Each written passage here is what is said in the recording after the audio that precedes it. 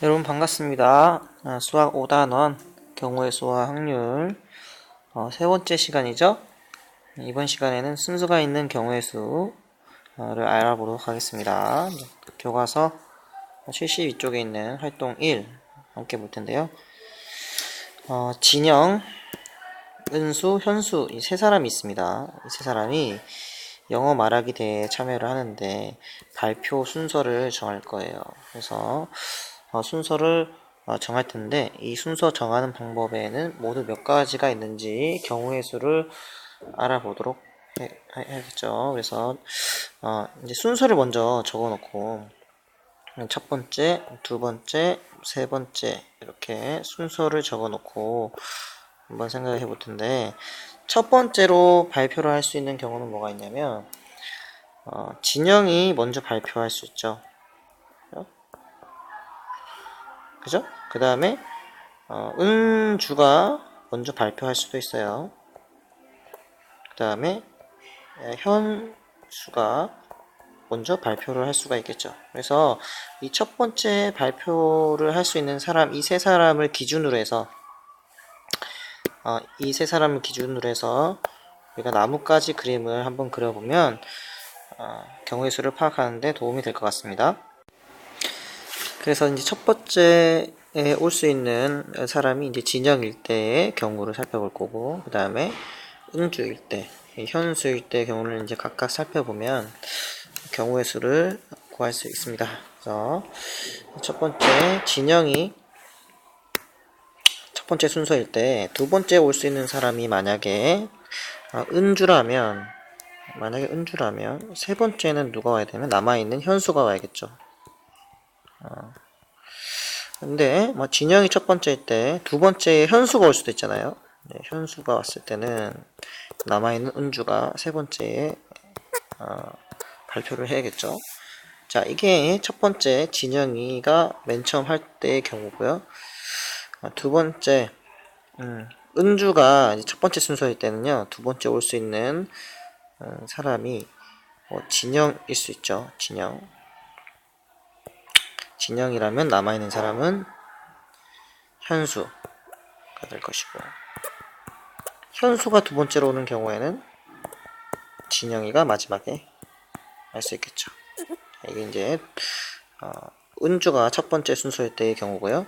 세 번째 현수가 처음에 할 때는 이제 두 번째 할 수 있는 사람이 진영일 때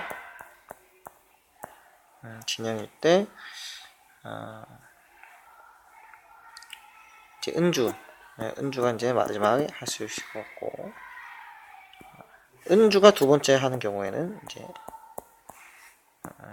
진영이가 마지막에 할 수 있어요. 그래서 이제 현수가 처음에 할 때의 경우입니다. 그래서 각각 두 가지씩 총 6개의 경우가 나올 수 있는 거예요. 이번에는 교과서 73쪽에 있는 활동 2가 있습니다. 자, 135 라는 숫자 카드 3장이 있어요. 3장이 있는데 이것은 이제 한 장씩 늘어 놓아서 세 자릿수를 만들려고 해요. 세 자릿수를 만드는 방법에는 몇 가지가 있는지 경우의 수를 따져보겠습니다.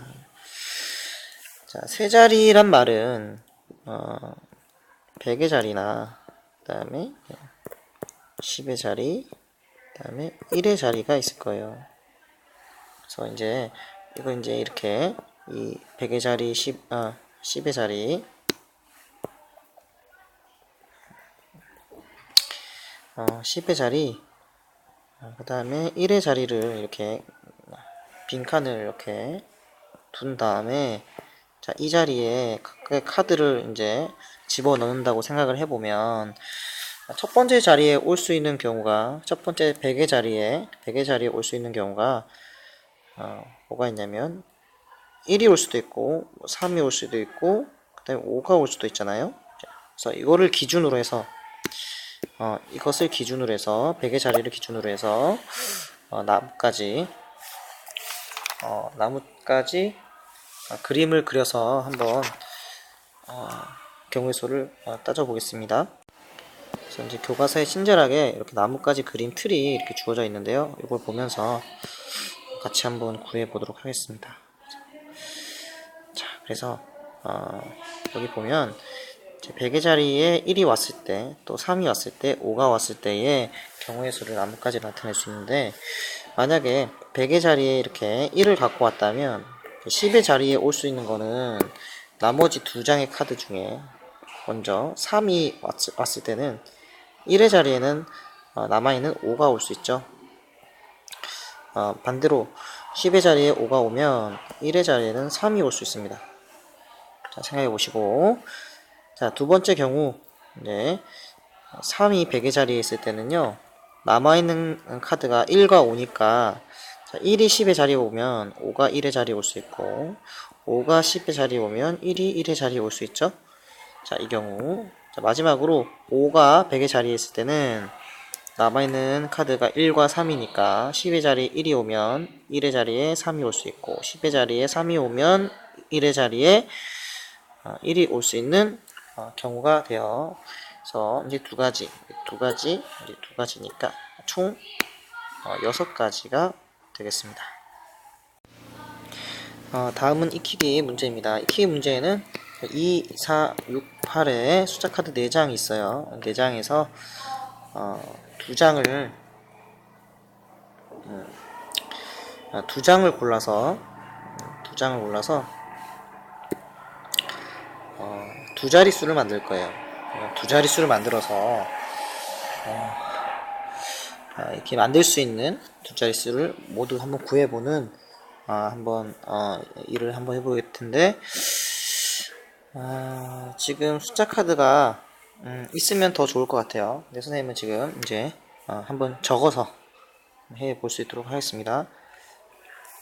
일단은 다음과 같은 2, 4, 6, 8의 숫자 카드가 있으니까 두 자릿수를 만들어야 되잖아요. 이 두 자릿수를 할 수 있는 게 10의 자리와 1의 자리, 이렇게 볼 수 있는데, 10의 자리에 올 수 있는 카드는 2가 올 수도 있고, 뭐 4가 올 수도 있고, 6이 올 수도 있고, 이제 8이 올 수도 있어요. 그죠? 그래서 이 각각의 경우를 기준으로 해서 나뭇가지 그림을 한번 그려보겠습니다. 나뭇가지 그림. 첫 번째, 이제 10의 자리에 2가 왔을 때는 올 수 있는 경우가 1의 자리에 올 수 있는 경우를 이제 나뭇가지를 연결하면 남아있는 카드를 각각 연결하면 되니까 이제 4, 6, 8 이렇게 되겠죠. 그 다음에 이제 10의 자리에 4가 오면 남은 카드가 2, 6, 8 이렇게 될 거예요.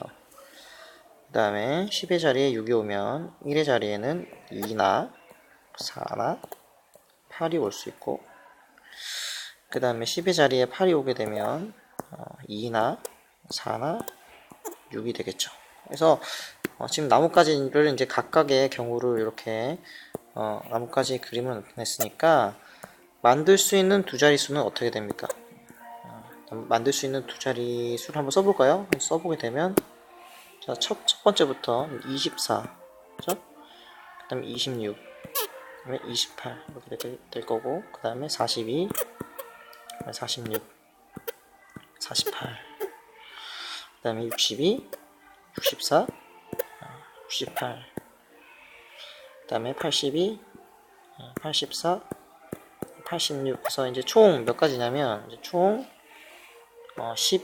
12가지의 경우의 수가 나옵니다. 물론 다음과 같이 이렇게 나뭇가지 그림을 그려서 이렇게 사례를 직접 적어봄으로써 12가지를 구하는 방법이 있는데, 이런 방법도 있어요.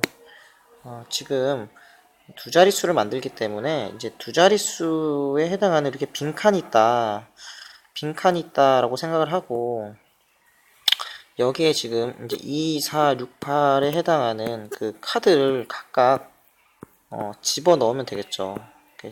요거를 이제 여기에 각각 이렇게 집어 넣는 거예요. 집어 넣는다고 생각을 해보면, 여기 이제 여기는 10의 자리에 빈칸이고, 이건 1의 자리에 빈칸인데, 첫 번째 먼저 10의 자리, 이 빈칸에 들어갈 수 있는 카드의 개수는 어떻게 되냐면 4가지죠. 그죠? 4가지. 2, 4, 6, 8, 2, 4, 6, 8, 4가지 모두 이 10의 자리에 해당하는 빈칸에 들어갈 수 있어요. 그래서 여기다 한 칸을 채웠다고 생각을 해봅시다. 한 칸. 그러니까 카드 하나를 채웠어요. 그 다음에 이제 1의 자리를 볼 텐데, 1의 자리에는 몇 가지의 카드가 들어갈 수 있냐면, 10의 자리에 하나를 썼으니까, 나머지 3개 중에 하나가 들어갈 수 있는 거죠. 그죠? 그래서 이 두 가지 경우를 이제 곱해주면, 12가 나오죠. 이렇게 해도 이제 경우의 수를 구하는 데는 크게 무리가 없어요. 이제 이해가 된다면. 그래서, 지금 순서가 있는 경우의 수니까, 이런 것들을 좀 생각을 해보는 것도 좋을 것 같습니다. 자, 이제 교실에서 카드도 한번 뭐 순서대로 놓아보고 해보는 여러 가지 활동을 해보겠습니다. 수고하셨습니다.